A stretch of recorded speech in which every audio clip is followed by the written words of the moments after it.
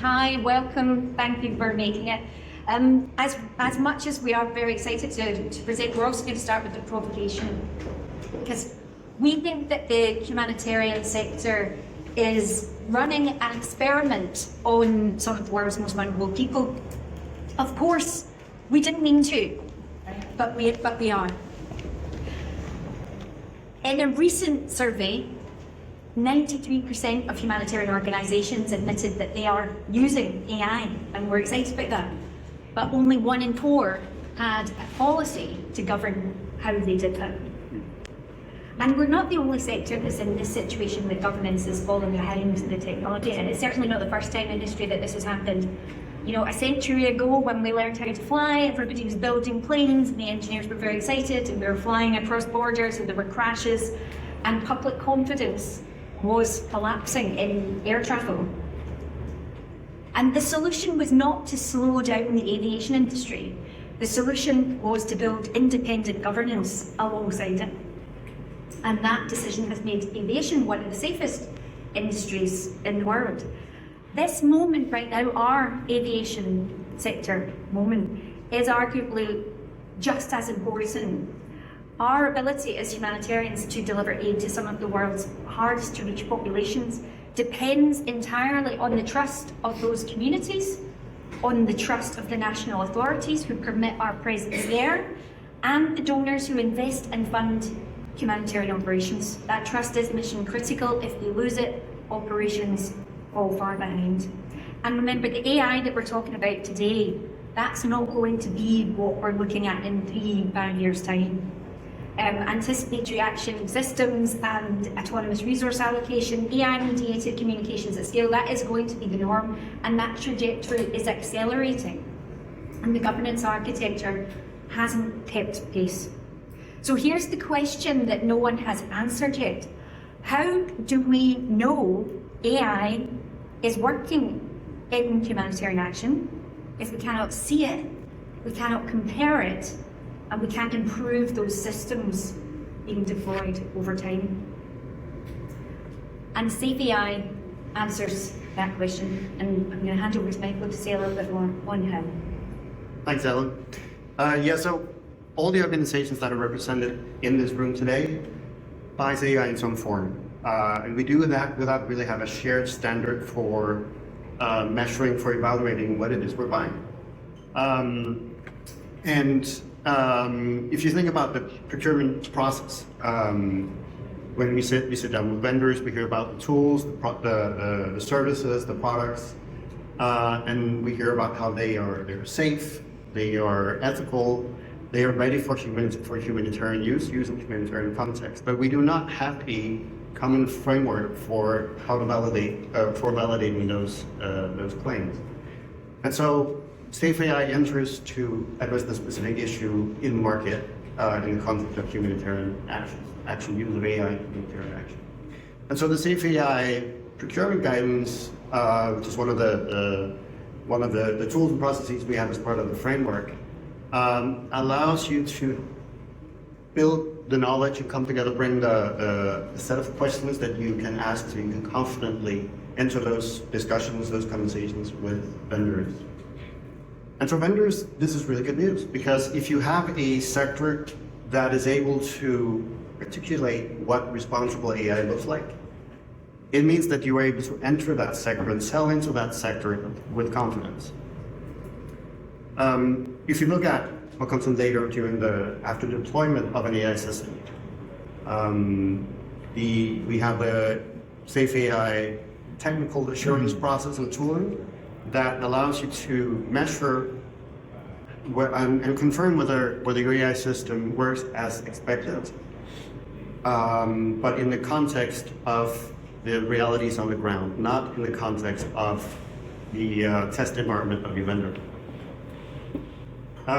The governance, of course, it needs to scale with the level of risk that you're working with, the level of risk of your specific use case, your specific context. It does not something that scales to the size of the organization. Responsible AI does not need to be a slow process. It does not need to be expensive, but it really does need to be structured. It's important that you have a shared understanding of what it is you're building, what it is you're measuring, and how you measure it. And so the process that's at the center of this structure, we'll hand it over to Anjali to talk about that process. Thank you. So humanitarian organizations, as Helen said, is accountable to affected communities. And at the center of enabling that accountability and that trust is transparency. So Safe AI encourages and fosters that transparency through the entire process, right from problem formulation of determining whether or not you should even have an AI solution or how that might augment and complement the humanitarian programming that's already in place, and encouraging that the community, the affected community, is involved in that process, in considering what are some of those red lines that you might determine to stop or to actually support what the regress and recourse mechanisms might be. So at the heart of this is documenting all the decisions that are being made, who you're working with, who those partners are, the vendors that you're working with, as Michael said, in the procurement process, but also from that technical assurance, what are those benchmarks that are needed and required? So those are all getting documented along that journey. So we really foster and encourage the trust and the trustworthiness of the system through the Transparency Fund. And at the heart of this is also recognizing not only the communities, but those that actually understand how to build the system is coming from local developers. When you have an AI system that is using aid resources or administrative data and satellite imagery data, that's the data that you have contained in your system. But there's other cultural values and understanding that is not always embedded in the system, and that comes from local developers. And with that, I'll hand it over to Madeline. Thank you. Today I'm going to walk over why it's important to even think about building this locally from this perspective of the technical aspects and things that change when you do so. So the important thing here is that we're working for a vulnerable population, which is often very underdocumented and also very dynamic. So this is a very dynamic world. It's very difficult to build a static system. So you need a system that can change. So we have to build for context, right? It can be small, and usually small is good. And it has to be iterable because you need to be changing as time goes. But also, importantly, it has to be one that is really easy to audit because you need to catch all of the errors in time. A lot of the time, the people who can do that, who can build for you a system like that, are the people who understand the context.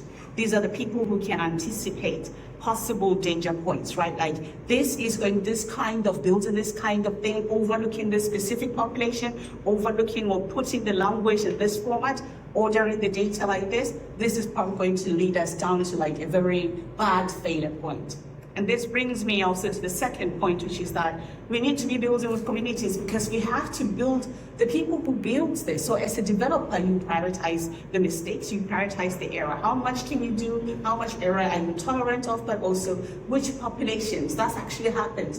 Where am I okay with the error falling? So you need to have to make sure that the people making these decisions understand the historical and cultural dynamics in the population in order to make sure that we do not make the mistakes that will make the people absolutely never want to interact with our systems. Then finally, we have the thing of a lot of the time we can't find data, right?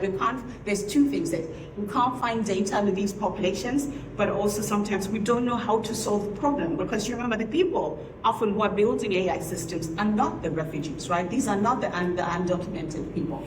But if we work with communities that are at least proximal to this, they understand how people speak, they understand how language is used, and so so data is not just data, there's also informative data.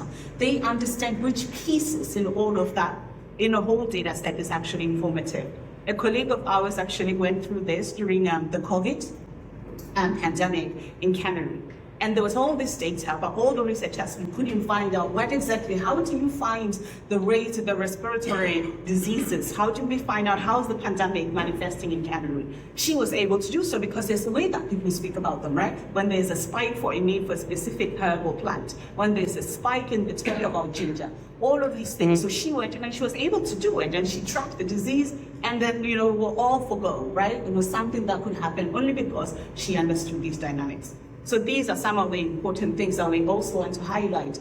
Yes, it's okay to procure from any vendor, as Michael has said, but also it is incredibly critical in this space to make sure that context is first and paramount.